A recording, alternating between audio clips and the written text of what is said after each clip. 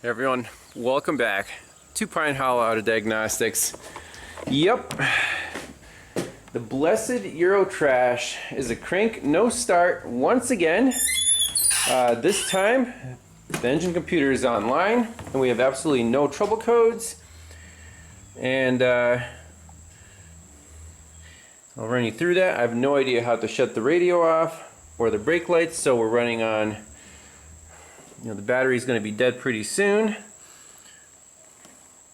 Read DTCs, no trouble codes. It cranks, doesn't even try to fire. The fuel pump does run, at least the in-tank fuel pump, if you put in this fuse all the time with the key on. I'll demonstrate that. You hear that? And data stream is useless because you try to read data stream, it asks you for a channel. We don't care. Actuation test. This goes through and checks, all the solenoids. You can hear stuff click. And I did check all the fuel injectors and they clicked. So that means the computer is online, it's talking, it's in control of the fuel injectors. The feed to the injectors is good. However, what else could we be missing? Well, either fuel pressure or spark. What's the easiest thing to check here? Here's the fuel pressure regulator. It's attached to the fuel rail. Now the feed to the fuel rail probably comes here, crosses over. This is probably the feed right here. So we do have clamps on a hose, so we could potentially or splice it into this fitting, at least see if there's pressure. We crack that open. Next easiest thing is to get a coil out, put a spark checker in there, crank it over, see if we have spark. Alright, so safety glasses on. Let's crack this fuel pressure line fitting and see if we get sprayed with fuel.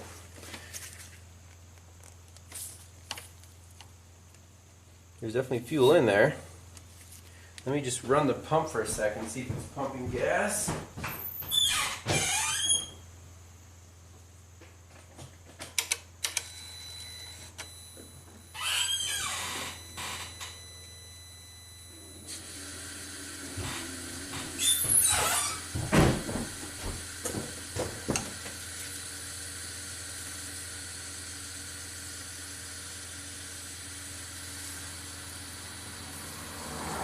It is.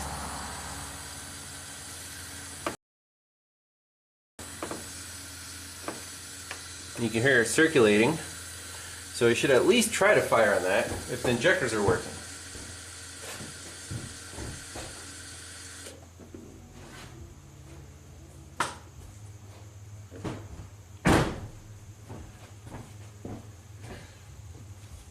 Next up, let's pull an ignition coil. Look, this one looks pretty easy to get to.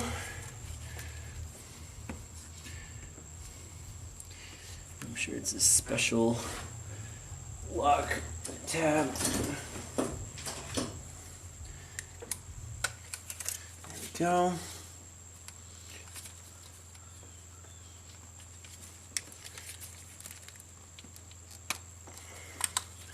Okay, connector comes off. It's just 3 wires. So we can even check if we have power and ground to the ignition coils.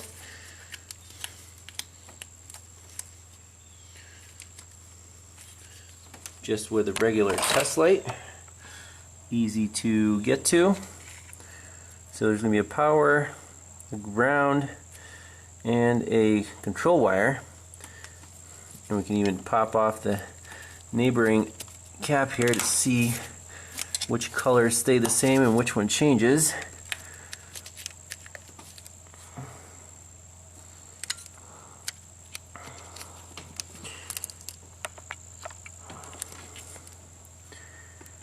Red with the blue. So I'm pretty sure it's power, ground, and control. Alright, so with the key on, we do have power. And let's put this to positive. Let's check for a ground. We do have a ground. So now we're just worried about the control. Now the control, we can plug it in and kind of bidirectionally check it, see if you can hear a spark. So on the control wire, we have 11.2 volts. Now if we touch it with the test light to ground, make sure a test light is connected to ground. There we go. Let's see what happens. So it lights up bright. Interesting. So does this one. Let's check the neighboring one. Why would that light up bright?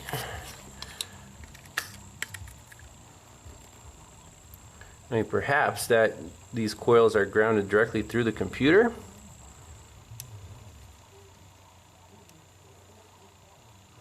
Interesting. Let's we can put a test light on here and see if it flashes while we're cranking. I got this at a minimum setting so it'll catch if indeed it pulses. We'll see it on the meter as well.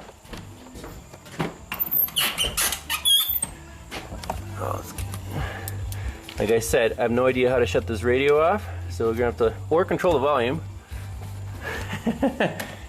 Hopefully, you don't get copyright strikes. All right, I'm gonna push the clutch in, crank it, watch the test light. You guys see that?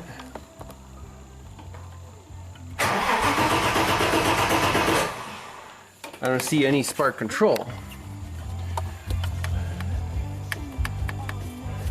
I swear, I can't control this radio.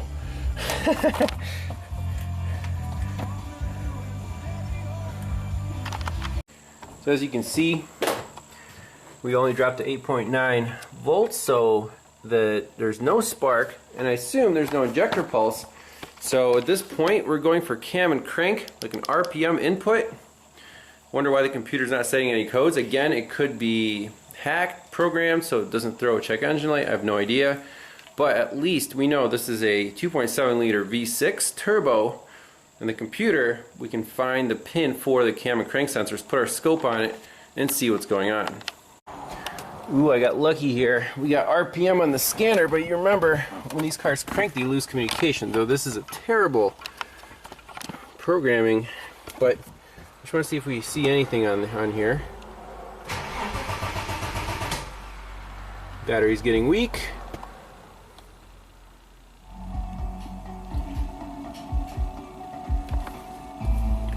It's not very useful. Let's see.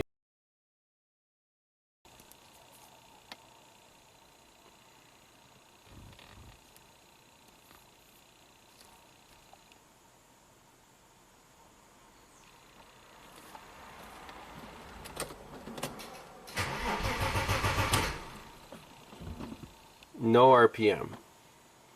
So I want to see this crank sensor signal. Let's go wiring diagram. Alright, so looking at our wiring diagram, we have an engine speed RPM sensor with 2 wires. This is a variable reluctance type sensor. We expect a sine wave across those 2 wires. And then we have camshaft position sensor 1 and 2, and the middle wires are the signals. You see they're not shared between the 2 sensors. So basically at the computer, you see our ignition coils here, then our fuel injectors. So at the computer, I picked out the exact pins for CKP. So this is channel 1. This is going to be channel 2 on CMP number 1. Ignition coil 1 control. channel 3, and an injector 1 control channel 4. So 4 channels, and I'm using the AES-Wave needle probes. They are fantastic for back probing computers. So no wire poking here, even though on this car it wouldn't really matter. Let's hook up all our leads and crank this baby over. And your guess is as good as mine. Are we going to see a crank signal, a cam signal, or none of the above? Because the computer's not setting any code, so, but it's not firing the engine. So all the leads are connected. Let's go to our Pico. Okay. So our cam sensor is at something weird at the moment. 1.3 volts. I don't know if that's good or not. Everything else is at 0. So coil number 1, injector number 1, crankshaft position sensor. Let's crank it over. See what happens here. We don't have too many cranks, but it should be enough to get at least one capture. So clutch pedal in.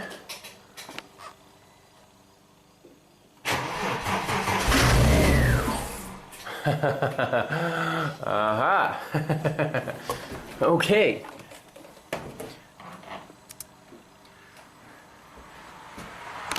So what happened? Why did it fire? Well, as I said, this car is going to have wiring problems for life because some of these wires, they're basically, like the crankshaft position sensor, look at that. It's just tied with freaking electrical tape. So let's get this car started. Plug in the fuel pump, let it run, wiggle the wires and see if any of the signals drop out. Alright, scope is rolling. Fuel pump is on. Oh, it didn't have that last crank in it. Let's put on a jump pack. Alright, ADO jump pack installed. Hit the boost button. Come on, man, fire up. Gotta get this battery charged. Oh yeah, there we go. Beautiful.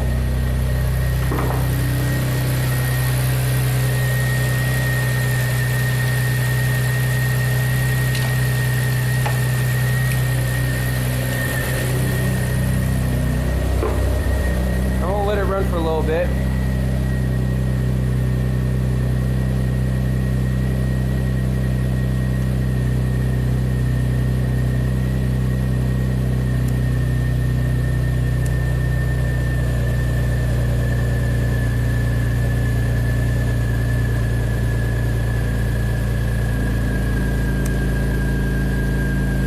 Drop the voltage for the crank sensor down a little bit, plus or minus 50 volts.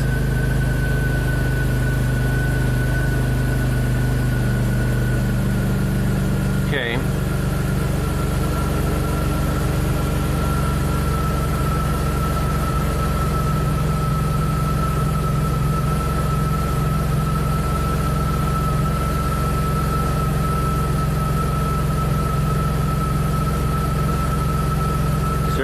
Everything's working here. So before we let's see, is our voltage good? So the injectors are at 12.4. We can throw a meter on it just to see if it's charging. So on the voltage scale we're at 13.5. That's because we're charging at like 50 amps. This battery's obviously spanked and it's big, so it's going to take some charge. Well, let's wiggle some wires around the computer and see if we can make any of these sensors drop out. I'm assuming it's going to be the crankshaft position sensor signal.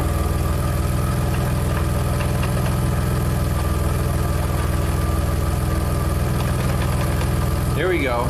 Look at the camshaft position sensor dropped out, but that's my probes. So these probes are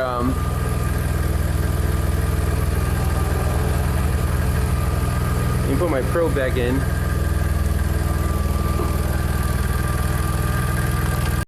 So I'm wiggling the wires here.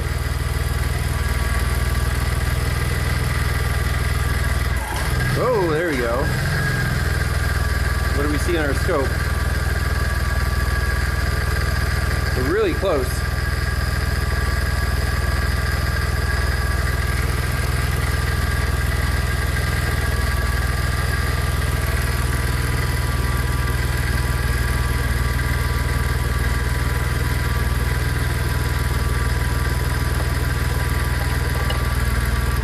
Whoa.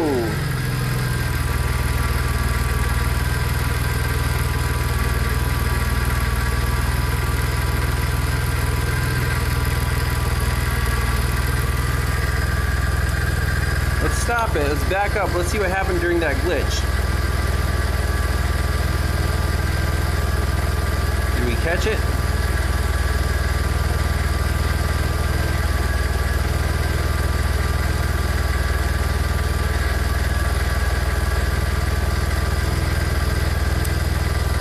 Try to recreate it. I was pulling on this wire right here.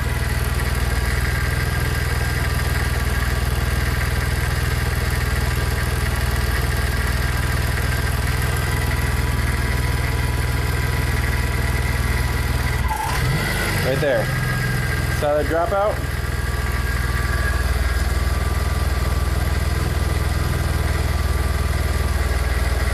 Right there. We dropped out the injector pulse, it looks like.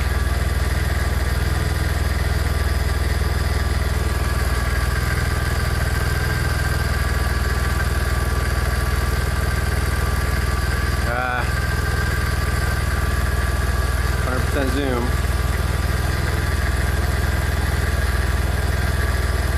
Stop it. Okay, right there.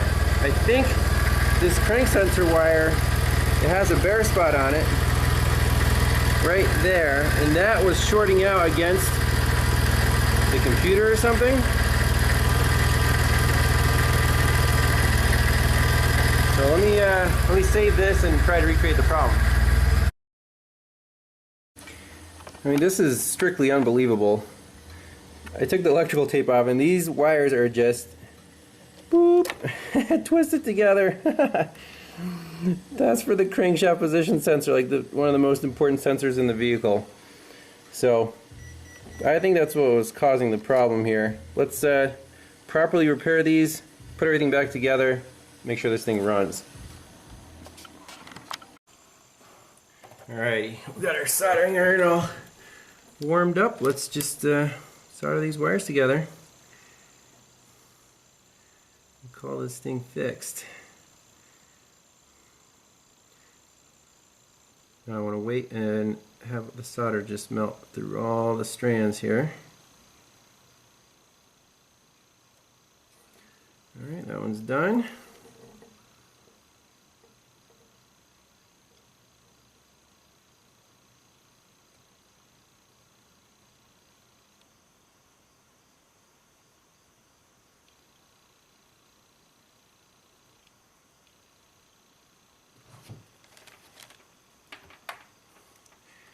And we'll do a bonus wire here.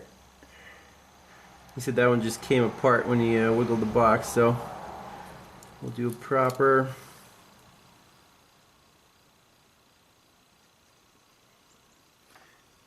now. If it's a fatter wire, you can always bump up the temperature in your TS100.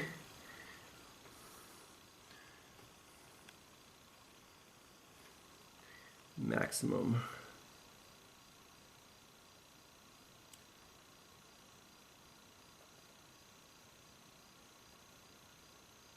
You actually see the solder getting wicked right into the copper. Okay, that looks pretty good.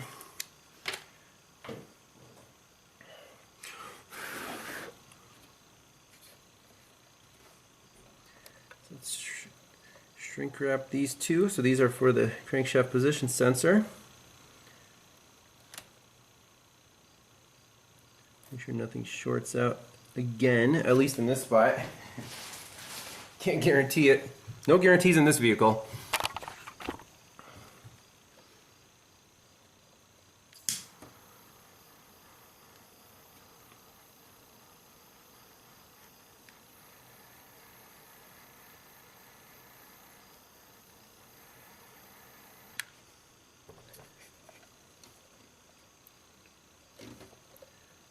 Slide some shrink wrap over this solder joint. Probably should have used a little thicker shrink wrap, but we'll wrap this in electrical tape too.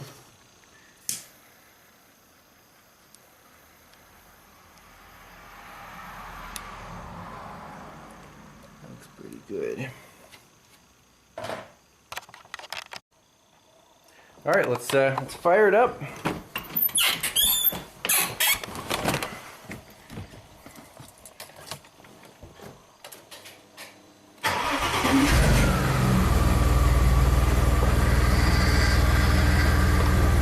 Do a little wiggle check.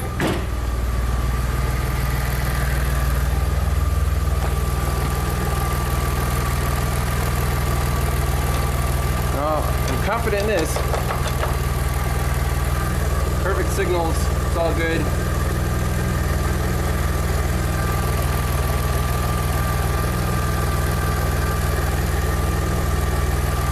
Make sure my probes are in here. Sweet. That's it for this one. What did we learn? Twist and electrical tape might only be good for like radio installations. Do not try that with engine sensors. So I don't know if we'll see this car again in future videos, but the owner keeps paying, then I'll keep coming over here. And that's it. Thanks a lot for watching. We'll see you next time. Bye-bye.